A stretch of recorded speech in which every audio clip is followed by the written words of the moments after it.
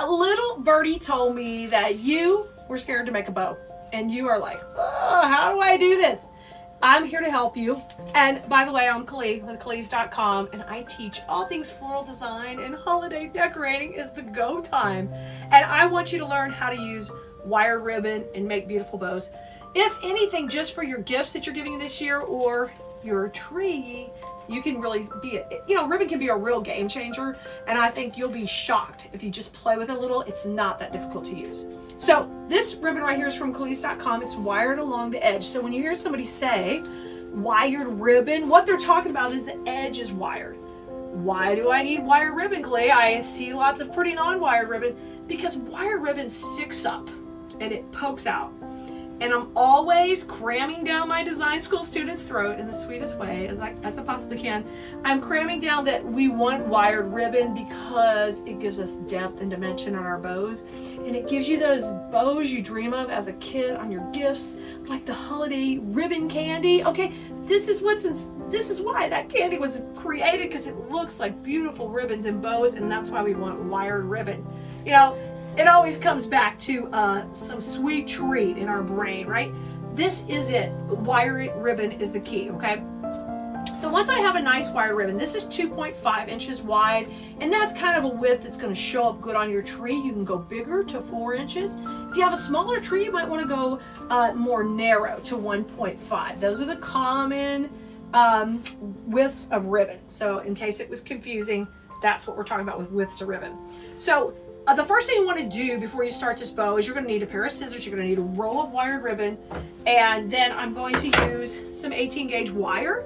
If I'm making these bows for my tree, I just need them to be on a wire where I can pack them up and take them off for the next year. Okay, so here's my tail. You want the tails long enough so they can kind of show, and you can curl them and let them come down the tree. So if you could go for about 30 inches on a tail, then you're good. You're going to have a lot of length to let that kind of curl out and come out the tree. So I'm going to grab it right there. Now the rest of the roll, you're just going to let it fall on the floor because it's too complicated to try to keep it up. We're going to make this by hand today, so you don't need any special devices, just easy by your hand. So once you do that, you're going to twist right here and hold that twist. The reason we're twisting is because you can see the back of the ribbon is not as pretty as the front. So we want to make sure we twist. Now to measure your loop size, just take your fingers. We call this hang 10. We use hang 10 a lot in design school. The reason we do that is because it's simple measurement. It's built into your body and helps you have consistent sizing. So just take and hang 10. I know I need to come down just a little bit. It's a little bit too fat. And generally on my hands, this is 6 to 7 inches, okay? So on yours, it might vary, but it gives you a guide to go by. So I'm back at the front now, so I'm gonna just gather that just slightly, and then I'm gonna twist, okay? So I can come around and make my next loop. And this one will come around the back, and we're gonna do the same thing with the hang 10. Okay, hang 10, measure it, hang 10. So my bow is looking really pretty so far, and she has 2 loops. And both her tails face forward, and she's very pretty. This is fine. This is fine. You do not have to make it more extravagant than this. This is beautiful. But, of course, we're gonna go a little further. Twist again, okay? Twist again, make your next loop. Just keep rolling out your ribbon, just pull it up. And I'm gonna make this the same size as the last one. Just gather it in the middle, and then we're gonna twist again. Okay, and then I'm gonna loop it back around. And I'm just making sure that my loops are about that hang 10 size. So we're pretty consistent. That's a little too big. I'm gonna downsize it just a little bit. There you go. So just make sure, once you make a loop, you can just kind of measure it off the other loop. Spread them out, and look how you have now here another bow that's super cute. And I have 2 loops on either side. Look, you did it. You did it that easy already. Okay, and we're gonna take it just one more step. We're gonna add our third and final loop, and this one we want to be a couple inches shorter than our last one. So easy. We're gonna come in and make it a little bit shorter right here. And you can look at it, you can see, okay, that'll balance out pretty. Oh, I want it a little longer, you can pull it a little longer, okay? Don't panic, you got all this in one hand, but you got it. Twist, and here comes my last loop right here, popping in, okay?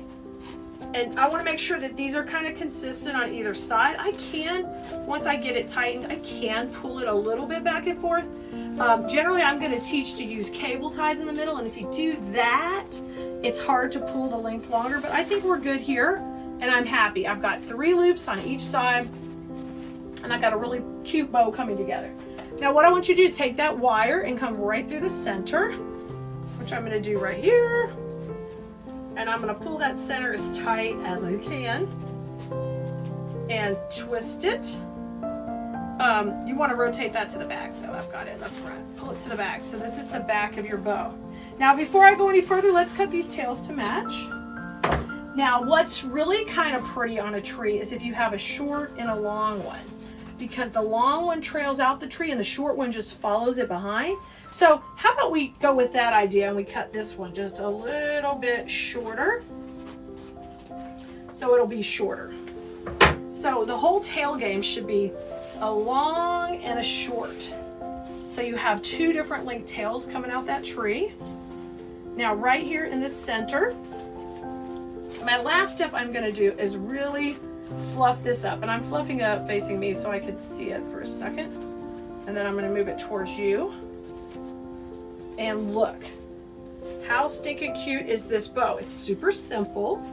It has a total of 3 loops on either side. We've got a great candy stripe. And once I add that in my tree, I want to show you how cute it will look. This is just a piece of white pine, but I want to show you how cute is that when we add it into our tree. And there's our long tail going down and our short tail going on top. And how simple. So that's a really easy hand bow you can make. All of a sudden these bows could go all over your home. So head over to Calise.com, look at our ribbon, pick out 2 or 3 ribbons. Once you pick out one, get 2 others that go with it. And all of a sudden you can mix and match these in your home decor, add them to your tree, and have so much fun with just a simple, this is a 6-loop bow. And in design school, we call it a 2-1 recipe. And we did it by hand this week, but so easy. I know you can do it. Hey, and if you're not already following us and liking and subscribing, please do that, because there's a lot more where this came from. And this is such a simple technique that is a winner. And of course, if you love this, you can see the beautiful projects we've been doing in design school. We would love to have you in our class. Come join us. Head over to CalisDesignSchool.com or just text us 832-734-5201. Text us, send us VIP, and if you need help to find any links, just ask there. We're happy to help you. All right, Blue Merinos, I can't wait to see your bows just like this. Simple, easy, 1, 2, 3.